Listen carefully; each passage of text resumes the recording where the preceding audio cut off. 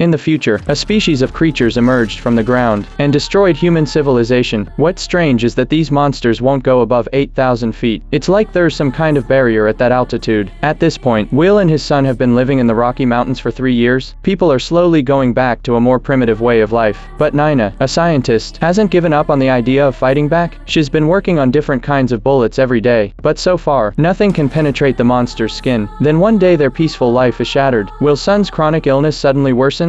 The medical conditions on the mountain are too poor to treat him. Desperate to save his son, Will goes to Nina's house. He asks her to come with him to the hospital down below. It turns out that Nina has been studying the creatures ever since they first appeared. She knows their behavior inside and out, and Will didn't act on impulse either. He knows of an abandoned mine that leads directly underground to a hospital nearby. The next morning Will heads to the ammo depot, but to his surprise his friend Katie insists on coming with them. Reluctantly, Will agrees to take her along. The three of them start their journey down the mountain following a cliffside path. Looking at the remains of battles between the military and the creatures, Will worries about whether there are any monsters hiding in the caves. Nina explains that the creatures have a strong magnetic field around them, so she brought a compass to help them. When the needle doesn't move, that means there are no monsters nearby. Soon they cross the 8,000-foot altitude line and enter monster territory. They reach the battlefield they saw earlier and start searching for supplies. Will finds a grenade launcher and hands it to Katie. Nina discovers a piece of monster skin. After gathering the supplies, they continue their journey toward the hospital. During the 3 years humans have been gone, the forests have been taken over by wild animals. The three of them soon find a cable car. If they can get it working, they'll be able to cross to the higher altitude on the other side. But suddenly Nina notices the compass is spinning wildly. It's clear the monsters are nearby. In an open field, humans can't outrun them, so they split up to make a plan. Will climbs up to the cable car controls. The others try to hold off the monsters as best as they can. Just as the monsters get close enough to shoot,